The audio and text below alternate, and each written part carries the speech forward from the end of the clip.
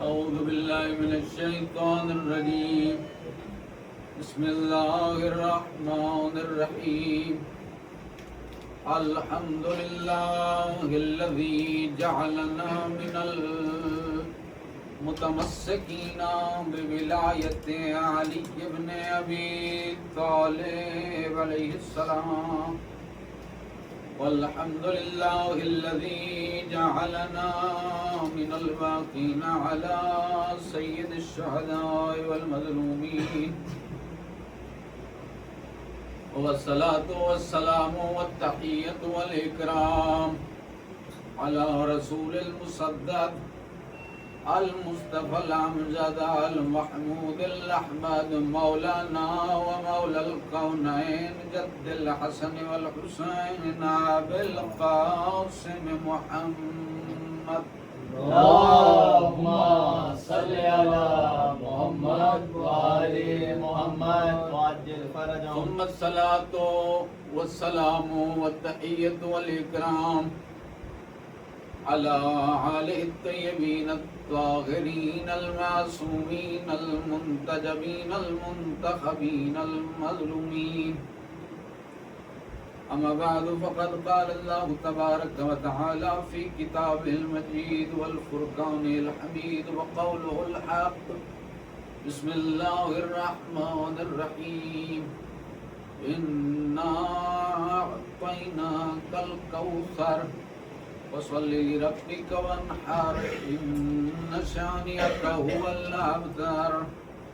وقال رسول الله صلى الله عليه وآله وسلم إن الحسين مصباح الهدى وسفينة النجاة. الصلوات. اللهم صل على محمد وآل محمد وعجل فرجهم. بردی کا صلوات. اللهم صل على محمد وآل محمد. دیکھیے حضرات ذی وقار ساکنان بزم معرفت شیعیان حیدر کرار سرمستان میقدہ ولایت محبان آل اطہار برادران اہل سنت اگر کوئی بیٹھا ہے تو اللہ کے اس حرمت والے مہینے سے سال کا آغاز ہوا. مختلف ادیان اور مذاہب کے لوگوں نے مختلف انداز سے اس سال نو کے آغاز کو منایا. اس سال نو کو، نئے سال کو کئیوں نے خوشیوں کی محفلوں سے منایا. عمر بھائی، کئیوں نے رقص و سرور کی محفلیں منعقد کی، کئیوں نے پارٹیاں اپنی پلان کی کہ ہر مذہب و ہر دین نے، ہر دین کے ماننے والے نے مختلف انداز سے، مختلف ادیان کے ماننے والوں نے مختلف اپنے اپنے انداز میں سال نو کا آغاز کیا. مگر یہ شرف صرف مذہب حقہ شیعہ خیر البریہ کے نصیب میں آیا کہ اپنے اہل و عیال کو اپنے ہمراہ لے کر ایک بزم سجا کر اپنے آنسوؤں کا نذرانہ محسن انسانیت کو پیش کیا. اپنے آنسوؤں کا نذرانہ محسن انسانیت کو پیش کیا کہ حسین فقط شیعہ کے لیے نہیں ہے.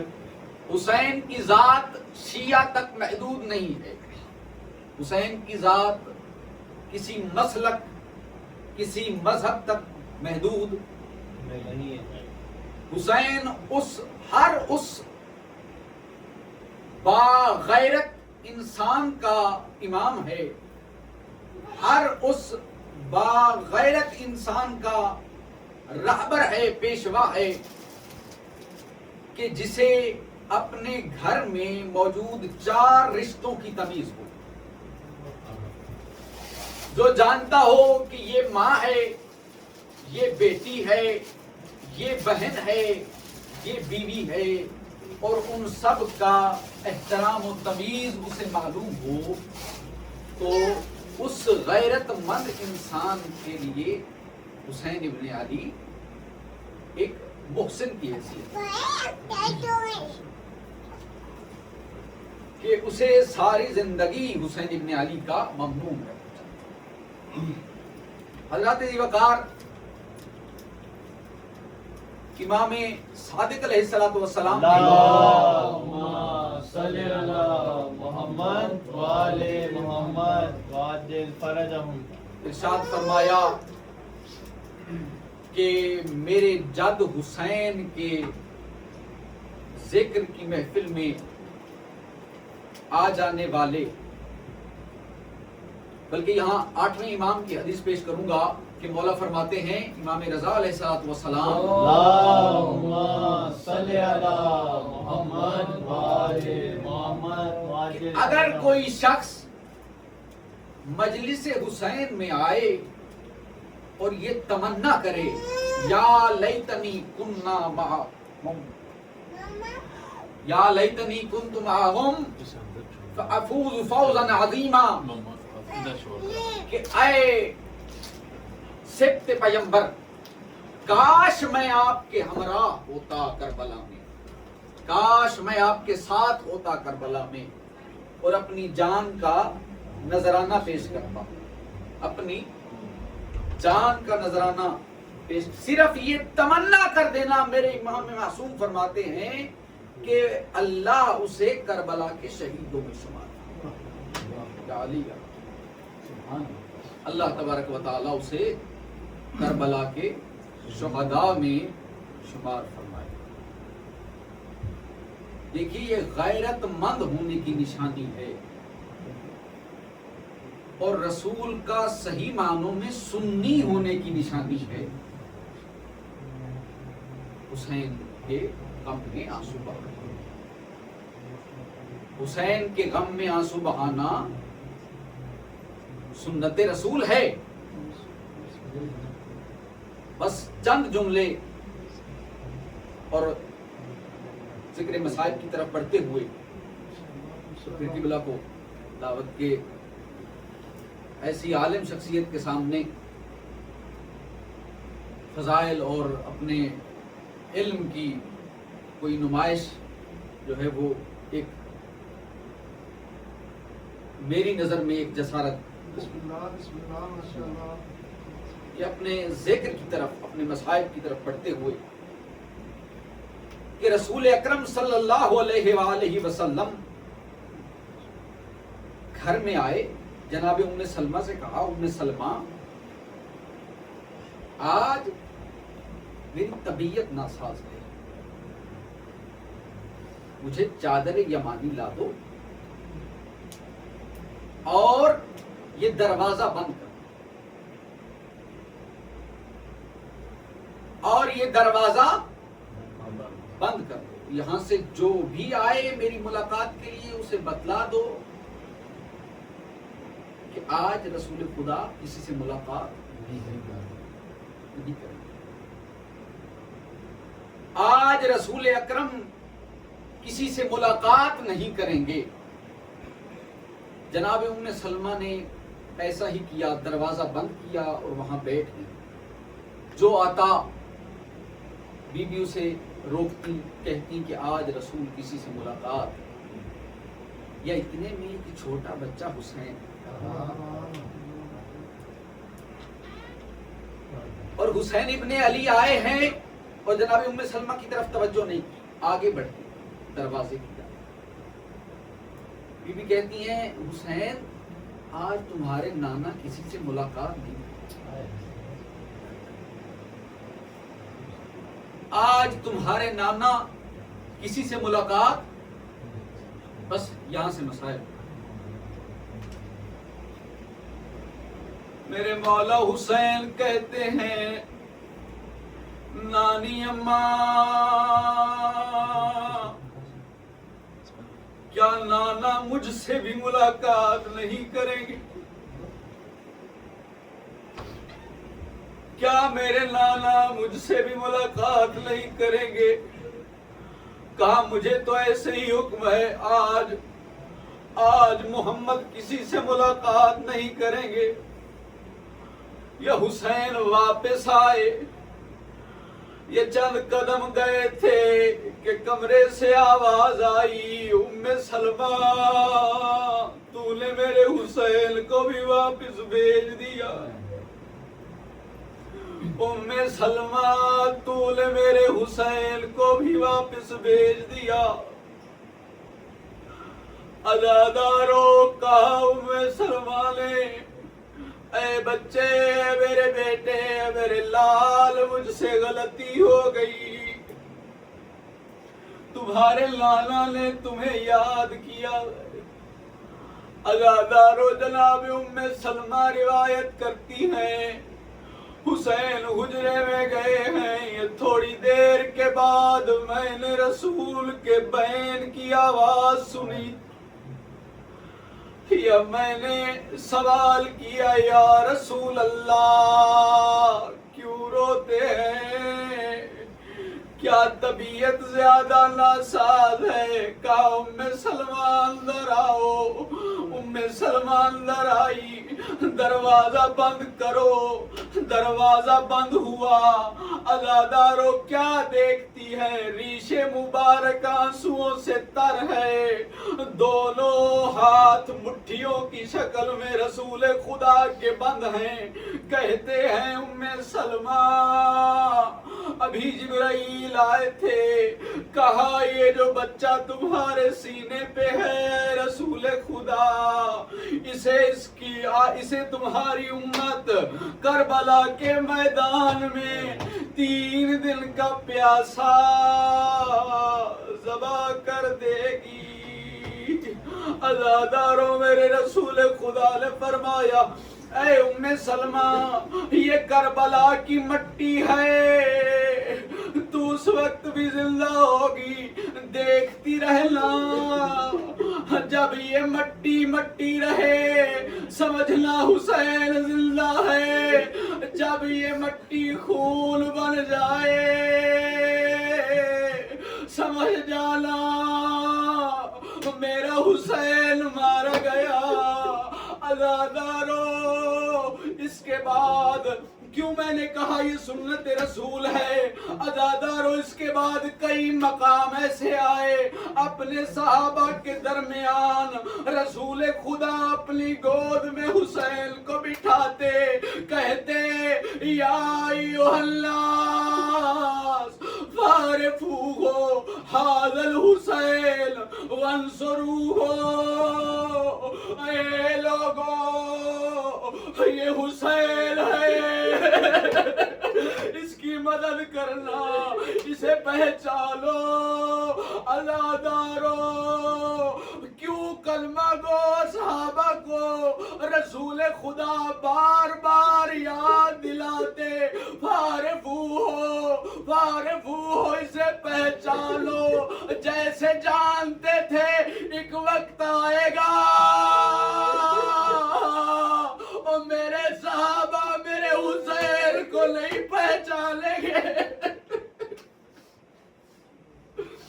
اجرکم علی الزہرا، اجرکم علی اللہ۔ بس آخری جملے، عزادارو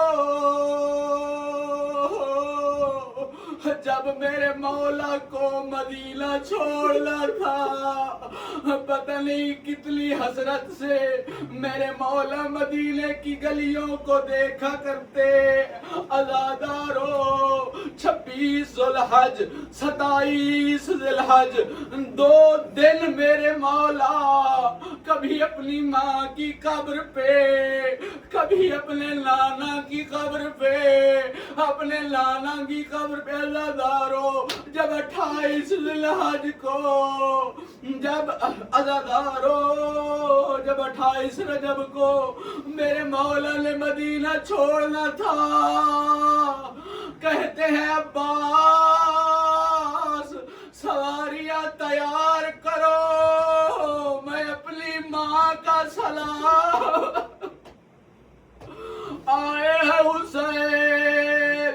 بس آخری آخری جملہ نادارو ایسے اپنی ماں کی قبر سے لپٹے ہیں جیسے کوئی چھوٹا بچہ اپنی ماں کی گود میں گرتا ہے، کہتے ہیں اماں تیرے حسین کو اب مدینے میں رہنے نہیں دیتے، تیرے حسین کو اب مدینے میں رہنے نہیں دیتے۔ عزاداران امام مظلوم یا بیویوں نے اونٹوں پہ اپنے اپنے محملوں میں سوار ہونا شروع کیا۔ جناب ام لیلا آئی، مولا کہتے ہیں اکبر آگے بڑھو، ماں کو سوار کراؤ۔ عزادارو بس آخری جملہ سننا، کیسے جناب زینب کبریٰ سوار ہوئی۔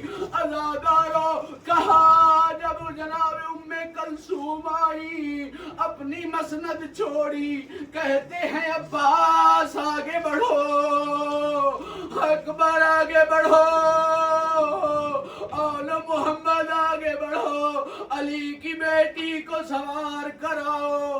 عزادارو یا آخری جملہ سننا، جناب زینب کبریٰ آئی ہے، کہا عباس آگے بڑھو، مولا عباس کو بی بی زینب نے کہا مجھے سوار نہ کرانا۔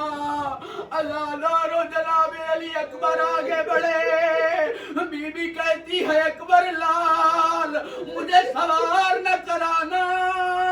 عزادارو مولا حسین خود آگے بڑھے، کہا بہن کہتی ہو تو حسین اپنے ہاتھوں سے سوار کرائے۔ عزادارو بی بی کہتی ہے نہیں حسین، مولا کہتے ہیں زینب کون سوار کرائے؟ کہتے ہیں وہ سوار کرائے جس نے 11 محرم کو کربلا کے میدان میں ناکا پہ سوار کرانا ہے۔ مولا سب دیکھتے ہیں کسے بلایا جاتا ہے، میرے مولا کی آواز آئی سجاد آگے بڑھو۔ میرے مولا سجاد کا وہ بیر کہ جب کہا کرتے تھے، مولا کہتے ہیں موت ویندی میں سجاد کیوں، اللہ لعنت اللہ علی القوم الظالمین۔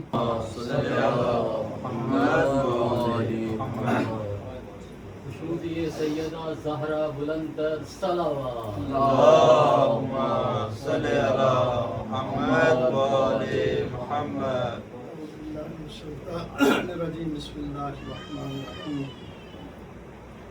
الحمد لله المتعالي عن وصف الواصفين ومنعة الناعتين المستغني من التحميد والتمجيد المتوري من الإطلاق والتكجير المتقدس عن التقليد والتشبيه المتنزه عن صفات حتى التنزيه۔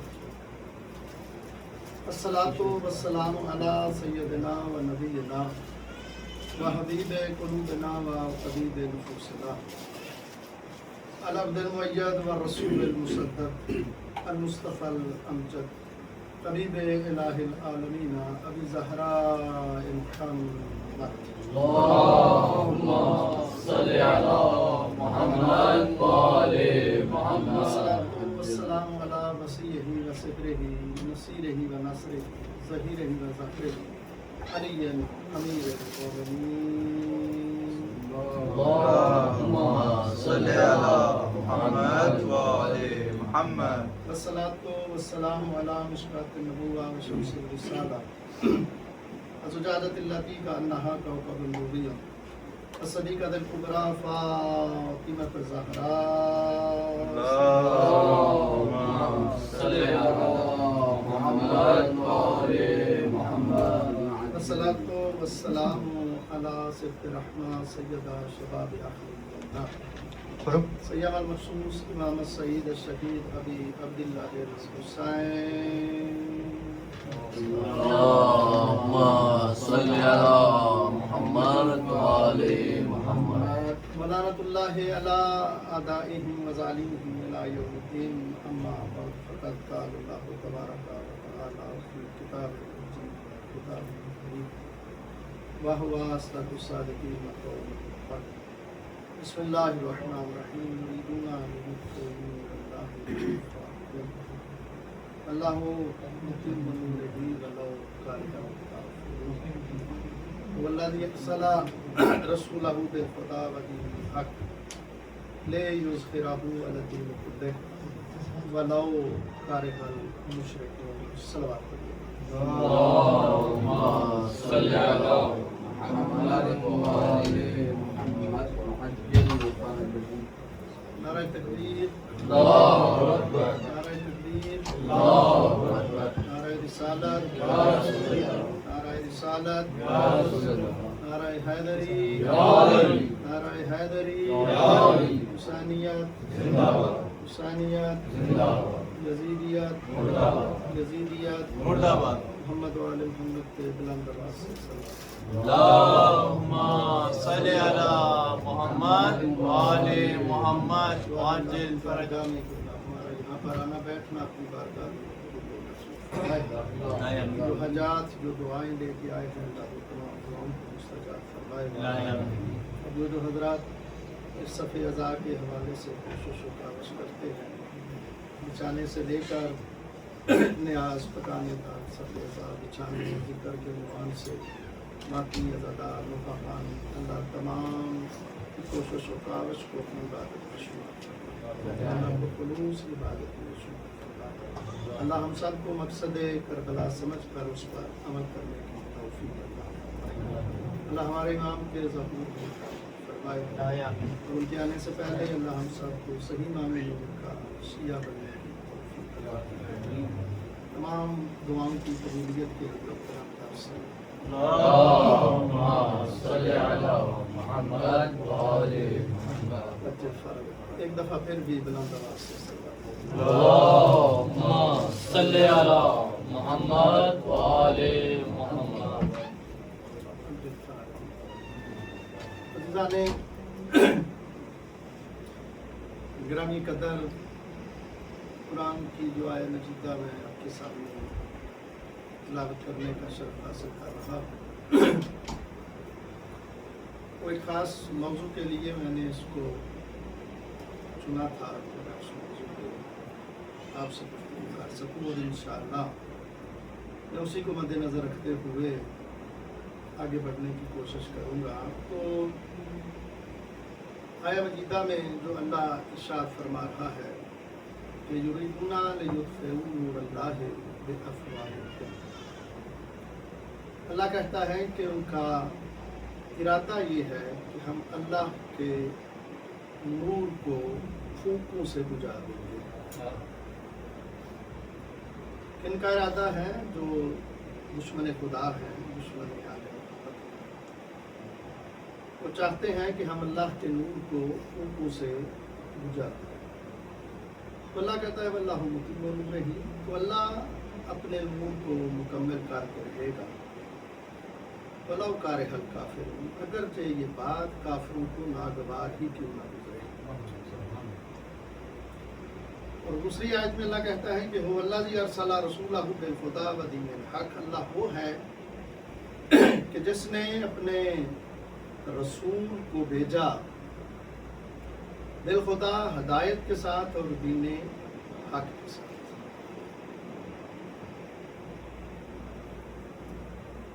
تو کہا کہ میں نے دین حق کے ساتھ بھیجا ہے اور ہدایت کے ساتھ میں نے رسول کو بھیجا ہے. اس لیے بھیجا، اس کی غرض و غایت کیا ہے؟ لِیُظْہِرَہُ عَلَى الدِّینِ کُلِّہ، تاکہ یہ دین جو خدا کا دین ہے یہ تمام ادیان پہ غالب آ جائے. وَلَوْ كَرِهَ الْمُشْرِکُونَ، اور اگرچہ یہ غالب آنا مشرکوں کو ناگوار ہی کیوں نہ گزرے۔ تو میرے عزیزو، جو میں آج اس آیت کے عنوان سے جو آپ کی گوشت گزار کرنا چاہتا ہوں کہ قرآن اللہ کہہ رہا ہے کہ یریدون لیطفئوا نور اللہ بافواہہم، ان کا ارادہ یہ ہے، کن کا؟ کافروں کا، مشرکوں کا ارادہ یہ ہے۔ تو قرآن میں ایک اور آیت جو میرے ابھی بڑے اچھے خدا ان کی زبان میں اور تاثیر پیدا کرے، آمین۔ تو جس ایک دو باتیں انہوں نے عرض کی تو اسی سے منفک کروں کہ ایک آیت میں اللہ نے بھی کہا کہ میرا ارادہ یہ ہے۔ وہ کون سی آیت ہے؟ کہ انما یرید اللہ لیذھب عنکم الرجس اہل البیت ویطہرکم تطہیرا۔ اللہ کہتا ہے کہ میرا بھی ارادہ یہ ہے کہ میں اہل بیت کے نزدیک رجس کو آنے ہی نہیں دوں گا، اور تمہیں ایسے پاک رکھوں گا کہ جو پاک رکھنے کا حق ہے۔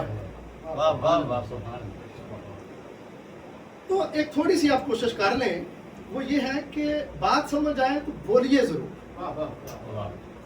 کیونکہ بولنا بھی عبادت ہے۔ میں اپنی عبادت کرتا ہوں اور آپ اپنی کیجئے۔ تو مجلس کا حسن ہوتا ہے کہ تھوڑا تھوڑا بندہ واہ واہ ماشاءاللہ کرتا ہے۔ بعد میں ہم بیٹھ جائیں گے اکیلے، پھر ہم کہیں گے کہ ہم بہت پڑھے لکھے ہیں، ہم بہت کم بولتے ہیں۔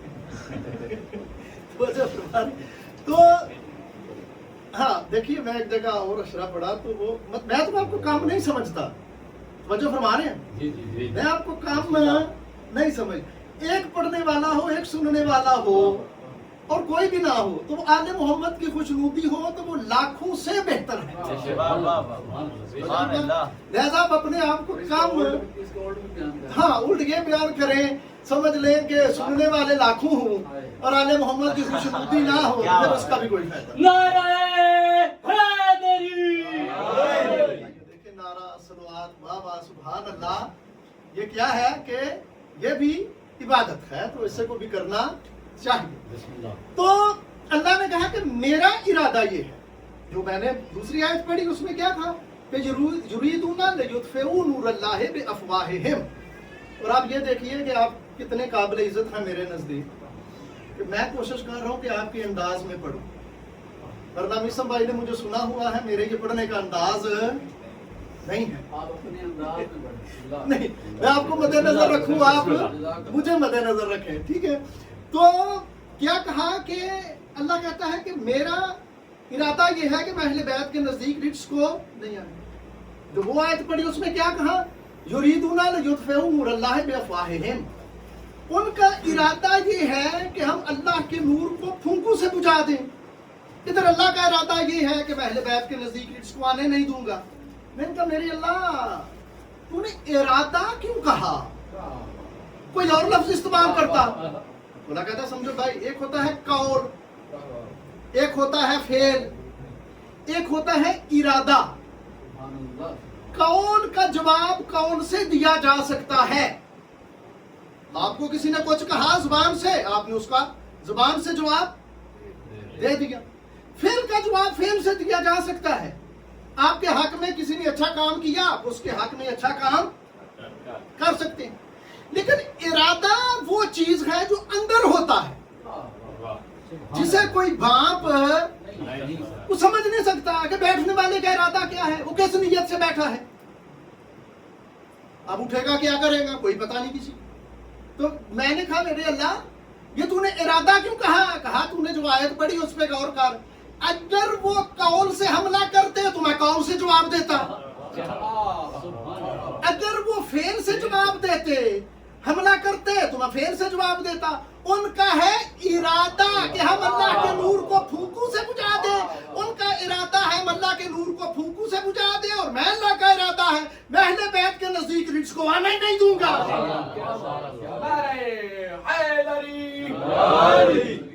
اللہ کے میں اہل بیت کے نزدیک رجس کو آنے۔ اب میرے عزیزو، ارادہ، یہ بات سمجھے گا، اللہ کہتا ہے کہ میرا ارادہ یہ ہے۔ اب جتنی کسی کی حیثیت و شخصیت ہوتی ہے اتنے ہی اس کے ارادے میں قوت و طاقت زیادہ ہوتی ہے. میں کہوں کہ میں فلاں کام کروں گا تو وہ کام میں کتنی بلندی اور پختگی ہوگی جتنی میری ذاتی حیثیت. آپ میں سے کوئی کہے کہ میرا ارادہ یہ ہے کہ میں فلاں کام کروں تو وہ اس کے ارادے میں کتنی بلندی ہوگی جتنی اس کی ذاتی حیثیت ہوگی. اتنی اس کی ارادے میں بلندی ہوگی، طاقت ہوگی. تو میرے عزیزوں اگر حضرت آدم کہیں کہ میرا ارادہ یہ ہے کہ میں اہل بیت کے نزدیک رزق کو نہیں آنے دوں گا تو حضرت آدم اہل بیت کو کتنا پاک کریں گے کہ جتنی حضرت آدم کی اپنی ذاتی حیثیت ہوگی. حضرت نوح کہیں کہ میرا ارادہ یہ ہے تو کتنا پاک کریں گے جتنی حضرت نوح کی اپنی ذاتی حیثیت ہوگی. حضرت ابراہیم کہیں میرا ارادہ یہ ہے کہ میں پاک رکھوں رزق کو نہ پاس آنے دوں تو کتنا پاک کریں گے جتنی ان کی اپنی. حضرت اسماعیل کہیں کہ میرا ارادہ یہ ہے کہ میں پاک کروں رزق کو نزدیک نہیں آنے دوں گا تو کتنا پاک رکھیں گے جتنی ان کی ذاتی. حضرت یوسف کہیں، حضرت یعقوب کہیں، حضرت عیسیٰ کہیں، حضرت موسیٰ کہیں، 1,24,000 انبیاء کہیں کہ ہم اہل بیت کے نزدیک رزق کو نہیں آنے دیں گے تو کتنا پاک کریں گے جتنی ان کی ذاتی حیثیت ہو. تو اس کا مطلب یہ ہوا کہ متکلم کے بدلنے سے کلام کی اہمیت بدل جاتی ہے.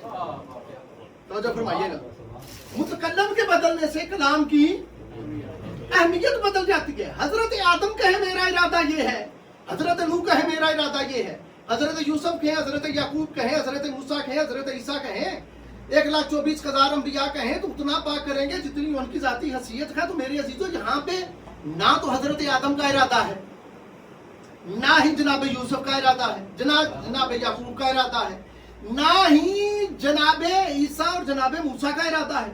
یہاں پہ کس کا ارادہ ہے؟ یہاں پہ ہے اللہ کا ارادہ. تو میرے عزیزو کوئی ہے ایسا جو بتا سکے کہ اللہ کے ارادے میں طاقت کتنی ہے؟ نہیں، آپ تو بچوں نہیں فرما رہے، تھوڑا بولیے گا. کوئی بتا سکتا ہے نبی یا مرسل، کوئی وسیع پیغمبر بتا سکے کہ اللہ کے ارادے میں طاقت کتنی ہے؟ تو میرے خیال میں کوئی بتا نہیں سکتا کہ اللہ کے ارادے میں طاقت کتنی ہے. تو جب آپ کو یہ سمجھ آ گئی تو آپ جملہ سنیے گا. جب یہ کوئی نہیں بتا سکتا کہ اللہ کے ارادے میں طاقت کتنی ہے تو پھر یہ بھی کوئی نہیں بتا سکتا کہ اہل بیت میں طہارت کتنی ہے. نعرہ حیدری. اہل بیت کی طہارت کا بھی کوئی اندازہ، وہ کتنے پاک ہیں اس کا کوئی اندازہ نہیں تھا. چلو ایک اور بات کرتے ہیں. کیا کہا؟ انما یرید اللہ لیسکنکم الرجس اہل البیت ویطہرکم تطہیرا. یطہرکم بھی کہا، تطہیرا بھی. میں نے کہا طاہر کا یطہرکم بھی پاک، تطہیرا بھی پاک. تو میرے لیے یہ دو لفظ استعمال کی. یہ کیا مطلب ہوا؟ یطہرکم کہہ دیا کافی نہیں تھا؟ کہا نہیں. تو کیوں کہا یطہرکم تطہیرا؟ کہا اس لیے کہ مثال کے طور پہ اگر آپ کسی کپڑے کو پاک کرنا چاہیں، رومال کو پاک کرنا چاہیں، تو رومال کو آپ کتنا پاک کریں گے؟ جتنا آپ میں پاک کرنے کی صلاحیت ہے. جتنی پاک کرنے کی آپ میں صلاحیت ہے. اور رومال کتنا پاک ہوگا؟ جتنی اس میں پاک ہونے کی صلاحیت ہے.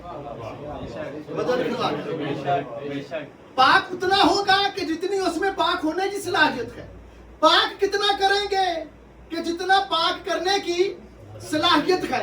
تو اللہ نے کہا یطہرکم تطہیرا، اے اہل بیت جتنا تم طاہر ہو سکتے تھے اتنا میں نے کیا تطہیرا، اور جتنا میں کر سکتا تھا اتنا میں نے کیا. نعرہ حیدری. اتنا میں نے کیا. اب میرے عزیزوں قرآن اٹھائیے اور پوچھئے. میں آ رہا ہوں ان باتوں پہ جو میرے عزیز نے کہی کہ اصول طہارت ہے کیا. اب قرآن سے پوچھتے ہیں اصول طہارت کیا ہے. قرآن کہتا ہے طاہرہ بیتیہ للطائفین والعاکفین والرکع السجود. جناب ابراہیم و اسماعیل کو کہا ابراہیم و اسماعیل میرے گھر کو پاک کرو، خانہ کعبہ کو پاک کرو، بتوں سے پاک ہو گئے. تب روایت کیا کہتی ہے؟ جب تک ابراہیم و اسماعیل رہے گھر پاک رہا، جب وہ دنیا سے گئے تو نجس پھر کعبے میں آ گئے. بہت اچھا. وہ سمجھ گئے. میں ان کو داد دیتا ہوں کہ جب تک وہ وارث طہارت تھے تو گھر پاک رہا، جب دنیا سے گئے تو گھر میں پھر نجس بہت آ گئے. اصول کیا طے ہوا؟ چیز تب تک طاہر رہتی ہے جب تک وارث طہارت موجود ہو. جب تک وارث طہارت موجود ہو. تو اللہ نے اسی لیے اہل بیت کی طہارت کا ذمہ کسی بندے بشر کو دیا ہی نہیں. کسی بندے بشر کو دیا ہی نہیں. اللہ نے کہا میں پاک رکھنے کا ارادہ رکھتا ہوں. تو اس کا مطلب یہ ہے اللہ نے کہا کہ جب تک میں ہوں، جب تک میں ہوں اہل بیت طاہر و مطہر رہیں گے. تو اس کا نتیجہ یہ نکلا اللہ تو فانی شے ہی نہیں، اللہ کو تو موت آنی نہیں. اس کا مطلب یہ ہے کہ اہل بیت جب سے ہیں اور پتہ نہیں کب تک رہیں گے. اللہ کہتا ہے اہل بیت تم طاہر بھی رہو گے مطہر بھی رہو گے. نعرہ حیدری، دونوں ہاتھ بلند کر کے باز بلند نعرہ حیدری. مطہر بھی رہو گے اور مطہر بھی رہیں گے. اچھا میرے عزیزہ، وہ بات جو میں بار بار کہہ رہا ہوں میرے عزیز، ابھی انہوں نے کچھ باتیں کی اس حوالے سے. تو یہ آیت تطہیر اتری کس جگہ پہ، نازل کب ہوئی؟ ابھی پڑھ رہے تھے کہ نبی جناب سیدہ کے گھر میں تشریف لائے اور آ کے کہا کہ میں اپنے بدن میں کمزوری محسوس کر رہا ہوں. حدیث کے صاحب پڑھتے ہیں کیا کہا؟ میں اپنے بدن میں کمزوری محسوس کر رہا ہوں. اچھا ہم غیر ضروری لفظ استعمال کر سکتے ہیں، لیکن نبی اور معصوم غیر ضروری لفظ استعمال نہیں. کہا بدن میں کمزوری ضعف محسوس کر رہا ہوں. تو اس سے مراد کیا ہے؟ صرف بدن میں ہی کمزوری ہے. نہیں، بات آپ پوری توجہ فرمائیے گا. کیا کہا؟ میں اپنے بدن میں کمزوری محسوس کر رہا ہوں. کیوں کہا؟ آنے والی نسلوں کو سمجھا دیا دنیا والوں یاد رکھو بدن نبوت تو کمزور ہو سکتا ہے، ذہن نبوت کبھی کمزور نہیں ہوتا. اور کیا کہا سیدہ سے کہ مجھے چادر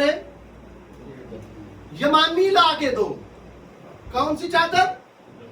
چادر یمانی. اچھا چادر یمانی آئی، دے کے لیٹ کے.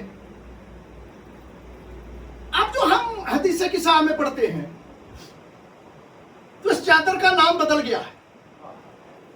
ہائے ہائے میرے عزیز، اس کا مطلب یہ ہے کہ جب تک پنج تن پاک اس کے نیچے اکٹھے نہیں ہوئے تھے اس کا نام چادر یمانی تھا.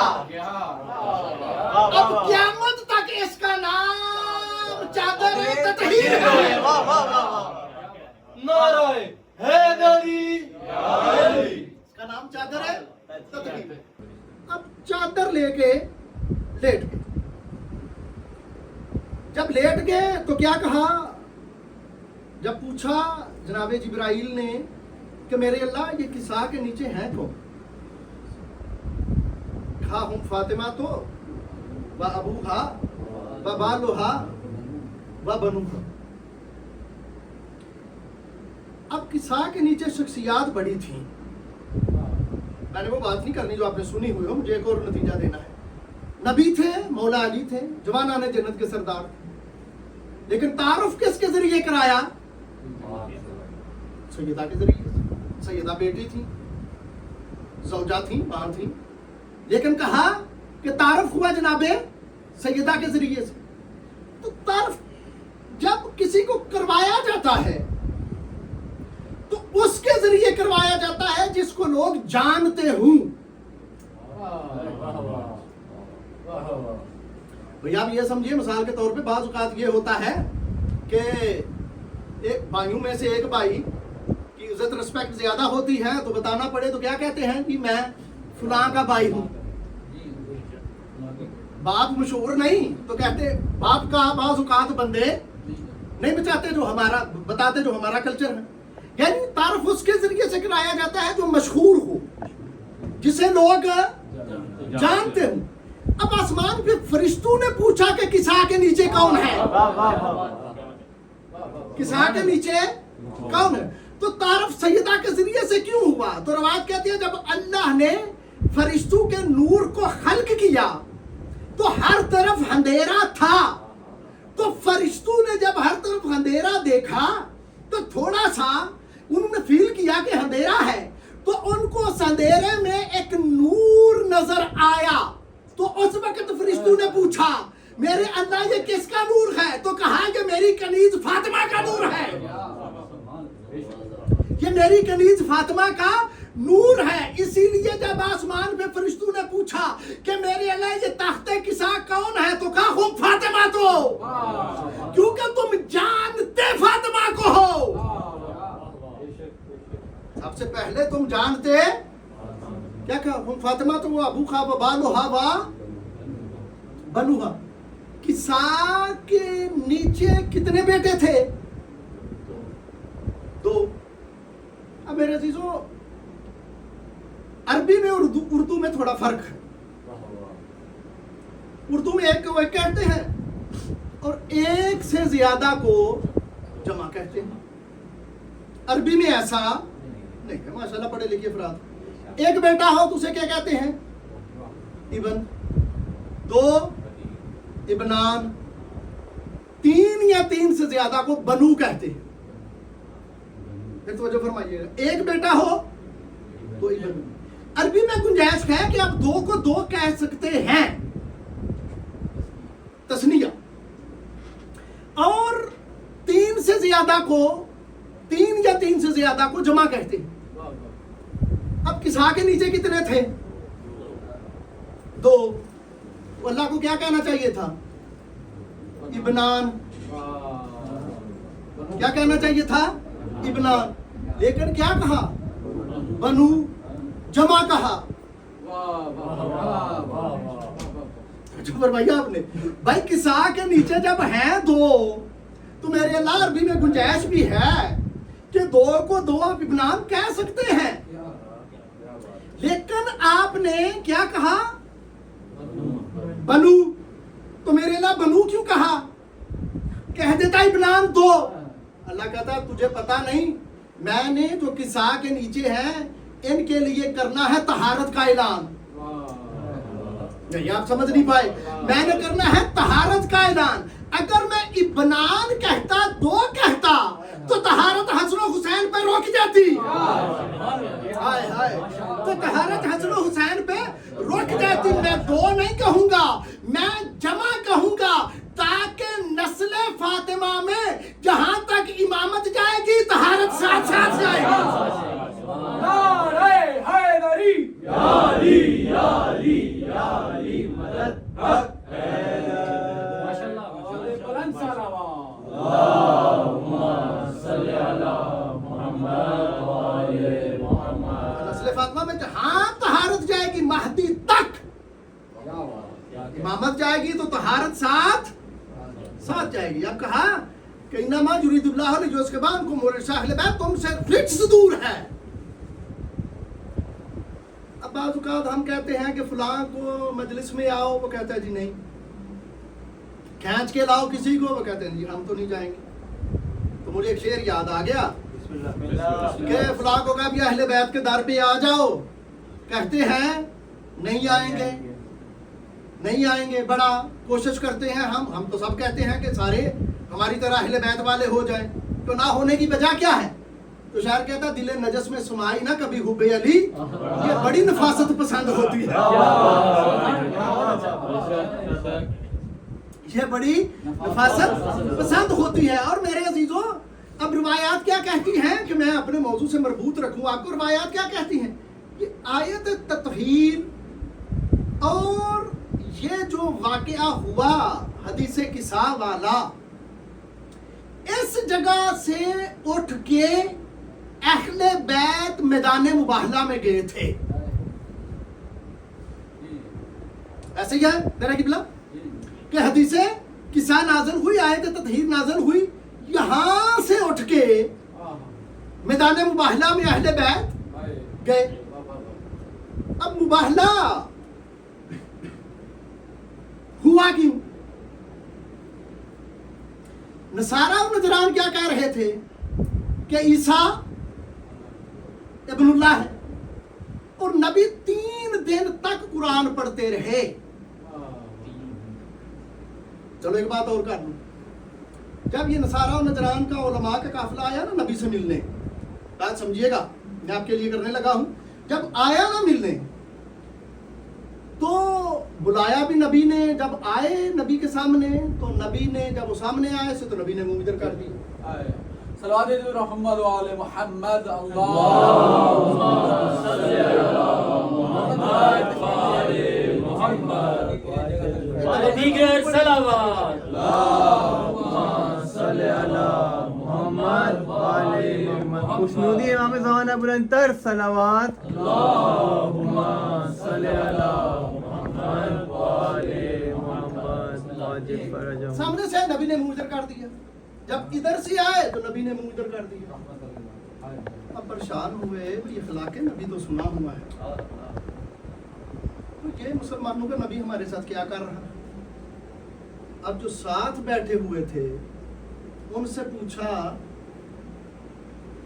یہ کیا ہے،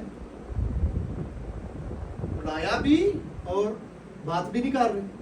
تو کچھ لوگوں سے پوچھا تو لوگ بتا نہیں سکے. بتا کیوں نہیں سکے؟ اس لیے کہ مزاج رسول سے واقف نہ تھے. ساتھ رہ کے بھی مزاج رسول سے واقف بھائی نبی نے باتیں کی، نبی کی باتیں سمجھنے کے لیے بھی ضروری ہے کہ اب میں نے بات کرنی نہیں تھی، میرے عزیز نے بات کی، چلو میں کرتا تو بھی ساتھ تھے، لیکن کبھی مزاج نہیں سمجھتے تھے اور کبھی بات نہیں سمجھتے تھے. بڑا مشہور واقعہ ہے وہ میں نے جو پہلے دن کہا کہ نام آنا اور بات ہے اور معرفت ہونا اور بات ہے. اب کبھی بات نہیں سمجھتے اور کبھی تاثر نہیں سمجھتے نبی. اب جب مزاج نہیں سمجھا تو کبھی بات نہیں سمجھتے. ایک بندہ تھا نبی کی شان میں شاعر تھا، غلط شعر لکھتا تھا، بڑا مشہور واقعہ، بہت غلط شعر لکھتا تھا.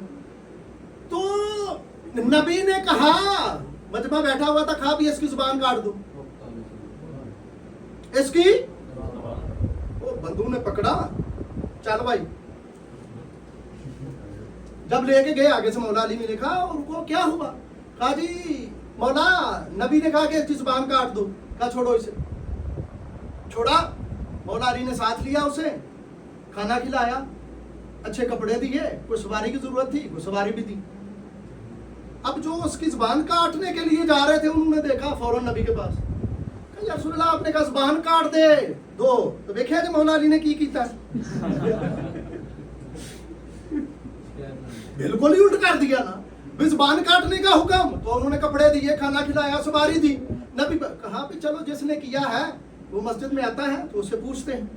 اب نماز کا جب وقت آیا نا تو وہی شاعر جو نبی کی شان میں گستاخی لکھتا تھا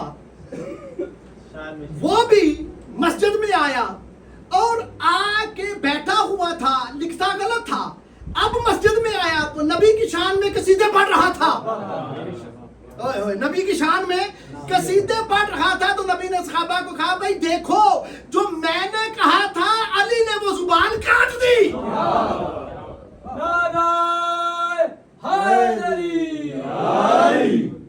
کبھی بات نہیں سمجھتے اور کبھی مزاج.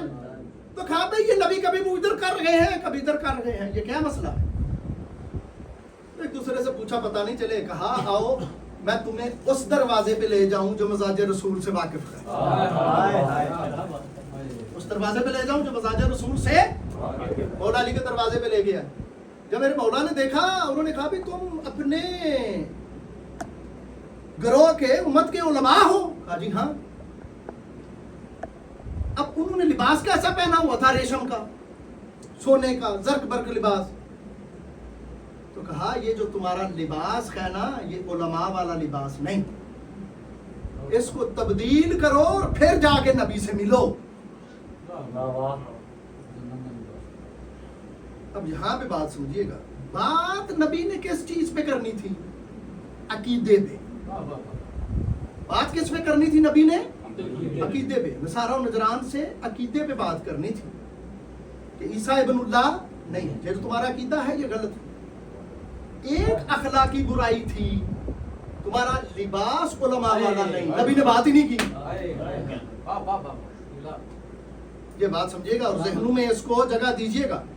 بات عقیدے پہ کرنی تھی، ایک اخلاقی برائی تھی، نبی نے منہ نہیں لگایا ان کو، ان سے بات نہیں کی، اور آنے والی نسلوں کو بتا دیا کہ جب بھی تم نے کسی سے عقیدے پہ بات کرنی ہو تو پہلے اس کا اخلاق دیکھ لیا کرو۔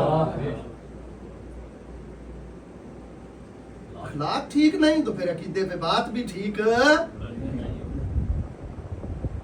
اب لباس تبدیل کیا، دوسرے دن لباس تبدیل کیا بزم نبی میں، کہتے ہیں جی عیسیٰ ابن اللہ ہے، نبی کہتے ہیں انما مثل عیسیٰ کمثل آدم خلقہ من تراب، کہ جناب عیسیٰ کی نسل تو حضرت آدم کی طرح ہے، تم کہتے ہو کہ عیسیٰ کا باپ نہیں اس لیے ابن اللہ ہے، تو حضرت آدم کا تو نہ باپ تھا نہ ماں تھی، وہ تو درجہ اولا پھر ان سے آگے چلے گئے، لیکن وہ مانے نہیں۔ جب نہیں مانے تو کہا اب اللہ نے کہا میرا رسول پریشان نہ ہو، کہ جب یہ تیرے قرآن نہیں مانے تو فَقُلْ تَعَالُوا نَدْعُوا أَبْنَاءَنَا وَأَبْنَاءَكُمْ وَنِسَاءَنَا وَنِسَاءَكُمْ وَأَنفُسَنَا وَأَنفُسَكُمْ ثُمَّ نَبْتَهِلْ فَنَجْعَلْ لَعْنَةَ اللَّهِ عَلَى الْكَاذِبِينَ۔ میرا رسول پریشان نہ ہو تو حسن کو بھی بلا، تو حسین کو بھی بلا، تو فاطمہ کو بھی بلا، تو علی کو بھی بلا، اور بلا کے میدان مباہلہ میں لے جا، 3 دن تک تو قرآن پڑھتا رہا، یہ مانا نہیں، اور حسبنا کتاب اللہ والوں کو یہ پیغام دے دے، حسن و حسین سیدہ اور علی کو بلا کے، کہ صرف اسلام کی تقریر کافی نہیں بلکہ اسلام کی یہ تصویر کافی ہے۔ نعرہ حیدری۔ اب میدان مباہلہ میں گئے، اب میرے عزیزو میدان مباہلہ میں گئے، کون کون تھے؟ امام حسن، امام حسین، مولا علی اور جناب سیدہ اور نبی۔ آگے نبی ہیں، درمیان میں سیدہ، پیچھے مولا علی، امام حسن انگلی کے ساتھ، امام حسین نبی کی گود۔ اب آیت کیا کہتی ہے؟ وَنِسَاءَنَا وَنِسَاءَكُمْ، تم اپنی عورتوں کو بلاؤ اور ہم عورتیں نہ۔ تو میں نے ابھی کہا کہ عربی میں 3 یا 3 سے زیادہ کے لیے جمع بولا جاتا، تو قرآن کیا کہتے ہیں؟ تم اپنی عورتیں لے آؤ، جتنی ہے لے آؤ، یا جن کو تم لانا چاہتے ہو لے آؤ۔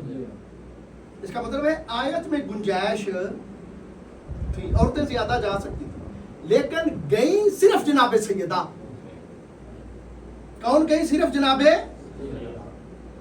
سیدہ۔ اب آپ روایت اٹھا کے دیکھیے، نبی نے بھرے ہوئے مدینے میں سے کسی کے گھر سے کسی کو لیا نہیں، اور سیدہ کے گھر سے کسی کو چھوڑا نہیں، کسی کو چھوڑا نہیں، سب کو لے۔ اب ایک صاحب تفسیر ہے، وہ لکھتے ہیں کہ مباہلہ میں جو ابنا کی جگہ پہ امام حسن، امام حسین اور مولا علی بھی ابنا میں گئے ہیں، بیٹوں میں گئے ہیں۔ نساء میں جناب سیدہ گئی ہیں، اور انفس میں نبی بے نفس نفیس موجود تھے۔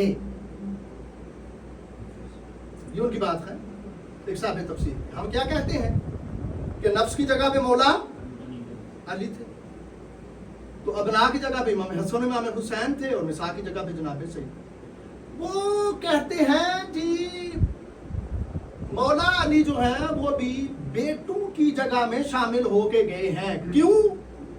وہ کہتے ہیں اس لیے کہ داماد بھی ایک طرح کا بیٹا ہی ہوتا ہے. میں نے بڑے آرام سے بات کی تاکہ آپ سب کو سمجھ آئے. کیا کہا کہ داماد بھی ایک طرح کا بیٹا. نبی مولا علی بھی بیٹوں میں گئے, نساء میں سیدہ اور انفس میں نبی بے نفس نفیس موجود تھے. یہ ان کی بات ہے, ٹھیک ہے. میں نے کہا ہم ایسا نہیں کہتے.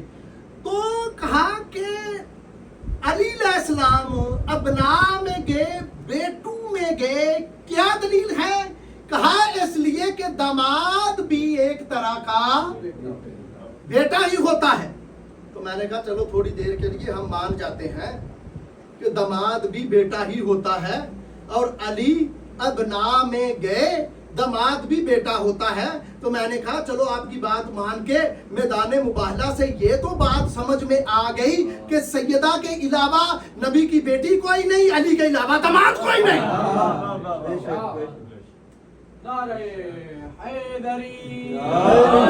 علی کے علاوہ داماد ہے کوئی نہیں.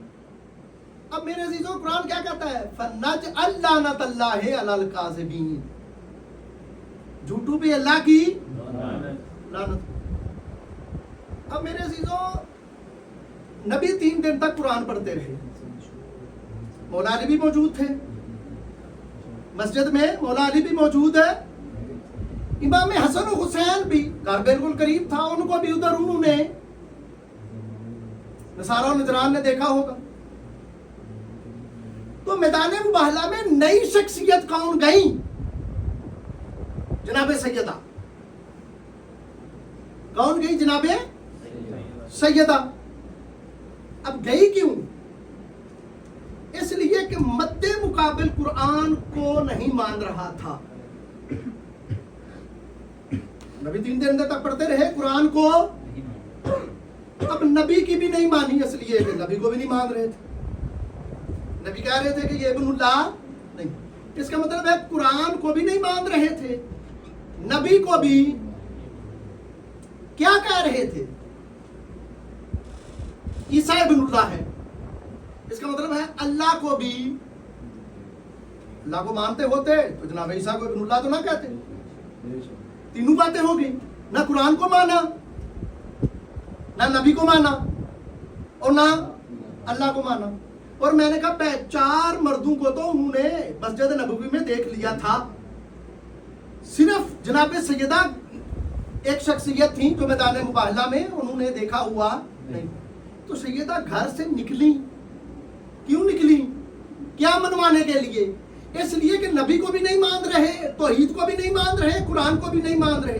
اس کا مطلب ہے جب کبھی بھی سیدہ کو گھر سے نکلنا پڑے تو سمجھ لیجئے گا سامنے یا قرآن کا منکر ہے یا نبوت کا منکر ہے. نعرہ تکبیر, اللہ اکبر, نعرہ رسالت, یا رسول اللہ, نعرہ حیدری. منکر. اچھا میرے عزیزو, اب کہا فَنَجْعَلْ لَعْنَتَ اللَّهِ عَلَى الْكَاذِبِينَ. جھوٹوں پہ اللہ کی اب مباہلہ ہوا تھا؟ نہیں ہوا مباہلہ. اور یہ واحد عید ہے جو ہم شیعہ مناتے ہیں کہ جو واقعہ ہوا ہی نہیں. مباہلہ ہوا ہی نہیں. اچھا مباہلہ ہوا نہیں تو قرآن کیا کہتا ہے؟ فَنَجْعَلْ لَعْنَتَ اللَّهِ عَلَى الْكَاذِبِينَ. جھوٹوں پہ اللہ کی لعنت. اب تفسیر کیا کہتی ہے؟ جو لعنت میدان مباہلہ میں اتری, میدان مباہلہ کی وجہ سے, اس کی خاصیت یہ ہے کہ جب وہ اپنی جگہ چھوڑ دے ایک دفعہ تو پھر وہ واپس نہیں جاتی. پھر وہ صاحب تفسیر میزان لکھتا پھر وہ واپس مباہلہ ہوا نہیں, لعنت نے اپنی جگہ چھوڑ دی تو پھر لعنت گئی کہاں پہ؟ توجہ فرما رہے ہیں بھائی. لعنت ایسی ہے جو مانگی گئی, مانگنے پہ اس نے اپنی جگہ छोड़ी, जहां पे रश पे थी, फर्श पे थी, जहां पे थी उसने अपनी जगह छोड़ी। अब उसकी खासियत ये है जब वो जगह छोड़े तो वापस जाती नहीं, मुबाहला हुआ नहीं। अब बात क्या कहती है, अगर वो लानत बरस जाती तो शक्ल मसक हो जाती, उनके दरख्तों पे जो परिंदे थे वो भी मर जाते, इतनी सख्त लानत थी। तो मेरे अजीजों, अब वो नाजिल हुई, जगह छोड़ी, मुबाहला हुआ नहीं, तो लानत गई कहां पे? जुमला सुनिएगा, आखिरी जुमला, और मैं तालिबे दुआ साहब ये जुमले कहूं, वो लानत गई कहां पे? जगह छोड़ी, वापस जाएगी नहीं, मुबाहला हुआ नहीं, तो लानत अभी भी पूरी कायनात की फजा में चक्कर लगा रही है। जो जो अहले बैत के मुकाबले आता है उस पे वो बरसती रहती है। दुश्मनाने सैयदा पे लानत बेशुमार। काश दुनिया सैयदा को समझ जाती। ज़हराज़ादियाँ बाज़ारों में न ज़दार रोने वालों, मेरे अजीज, अभी पढ़ रहे थे कितना इख्तिमाम किया गया अहले बैत के काफिले का निकलने के लिए।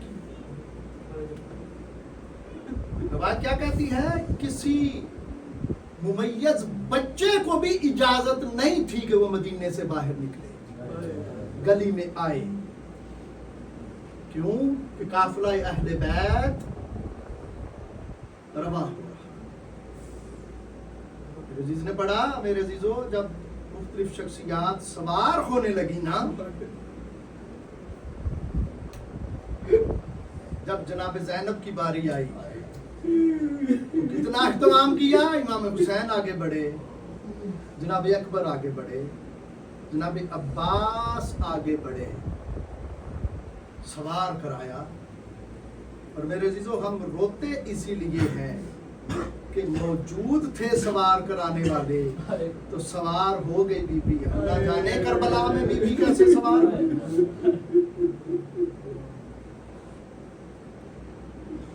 और कितनी अजमत है इस बीबी की। बचपन का आलम है। अपने बाबा से कहती हैं, बाबा मुझे इजाजत है, मैं नाना रसूल के रोजे की जियारत को चली जाऊं। मौला कहते हैं, बेटी मैं रोकता तो नहीं, लेकिन तू ज़ैनब है और अभी दिन है, रात हो लेने दे, रात के अंधेरे में चली जाना। अज़ादारों, रात का वक्त आया, मेरे मौला अली ने इमाम हसन और इमाम हुसैन को बुलाया और बुला के कहा, बेटा जाओ, तुम्हारी बहन जियारत को जाना चाहती है। अज़ादारों, रोने वालों, रात के अंधेरे में दो इस्मतों के पर्दे में ततहीर की चादर ओढ़ के जनाब ज़ैनब घर से चली। जनाब ज़ैनब जब घर से चली, अभी रोज़ा रसूल थोड़ी दूर ही था। इमाम हसन कहते हैं, बहन ज़ैनब रुक जा, बहन ज़ैनब रुक जा। बीबी देख के कहती है, भैया मैं बाबा से पूछ के नहीं आई, मुझे क्यों रोकते हो? कहा, बहन देख नहीं रही रोज़ा रसूल पे चिराग जल रहा, हो सकता है कोई सहाबी कुरान पढ़ रहा हो, मैं बर्दाश्त नहीं करता तेरे साए पे किसी सहाबी की नजर पड़े।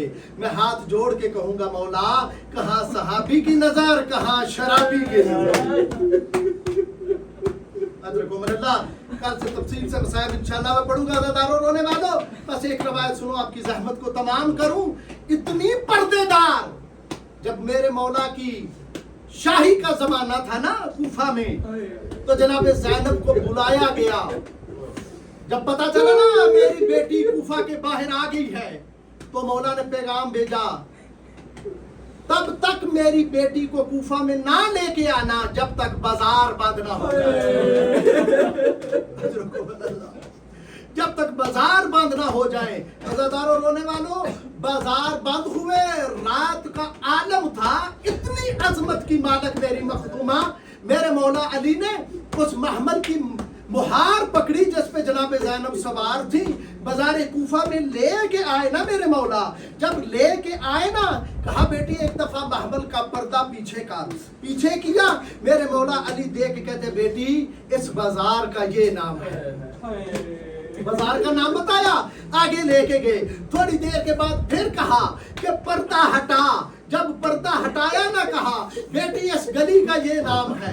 थोड़ी देर आगे गए, कहा बेटी पर्दा हटा, अब दिल दुखे मुझे माफ करना। कहा बेटी ने जब पर्दा हटाया ना, मौला अली देख के कहते हैं बेटी ये कूफा का वो बाजार है जिस बाजार में कनीजें बेची जाती हैं।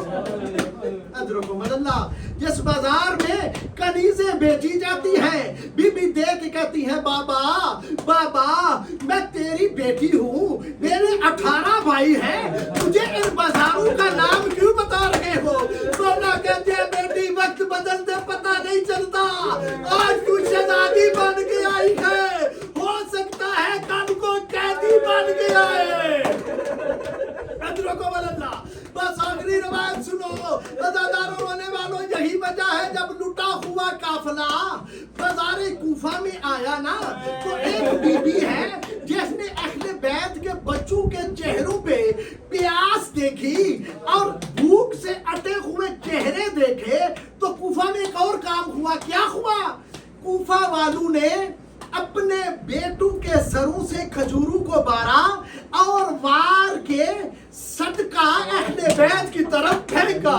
जब फेंका ना, बीबी रो के कहती है या अहलल कूफा नहनु अहलल बैत नबुवा इन्ना सदका अलैना हराम, और हमें पहचानो, हम पे सदका हराम है, हम अहले बैत हैं, हम सैयद हैं। अज़ादारों रोने वालों, एक बीबी आई, बीबी ने आके कुछ पानी दिया, कुछ खाने को दिया, और जनाबे ज़ैनब से कहती है कैदन मेरी दिल की ख्वाहिश है कि मैंने सुना है अल्लाह यतीमों की दुआ बड़ी कबूल करता है। अल्लाह यतीमों की दुआ बड़ी कबूल करता है।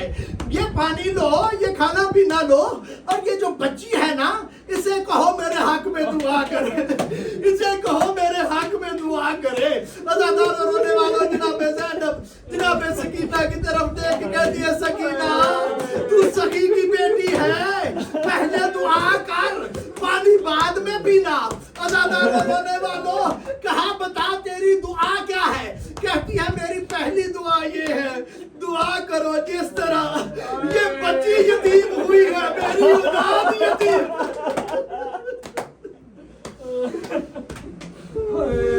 जिस तरह ये बच्ची यतीम हुई है, इस तरह मेरी औलाद यतीम ना हो। अज़ादारों रोने वालों, बीबी ने दुआ की। कहा बता तेरी दूसरी दुआ क्या है? कहती है मेरी दूसरी दुआ ये है, दुआ मांगो मुझे मदीने जाना नसीब हो। कहा मदीने क्यों जाना है? कहती है मैंने अपने मुर्शिदों से मिलने जाना है। जनाबे ज़ैनब कहती है मुझे सही बता, तूने मुर्शिदों से मिलना है या मुर्शिदजादी से मिलने जाना है? या मुर्शिदजादी से मिलने जाना है?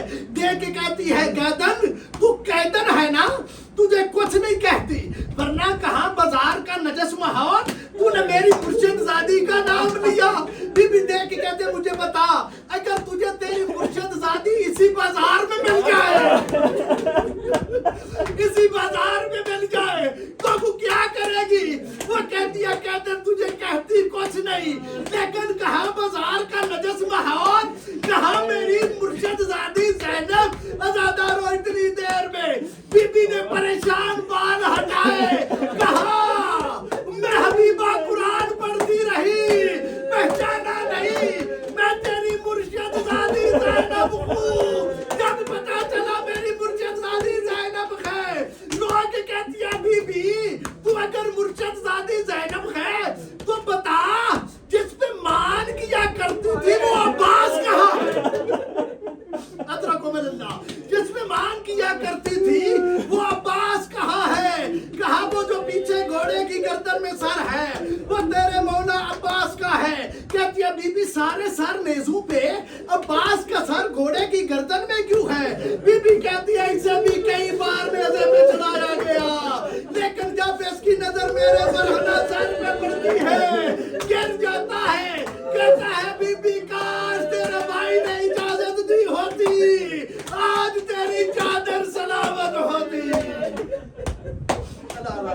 ہے عذاب الظالمین وسیعلم الذین ظلموا ینقلبون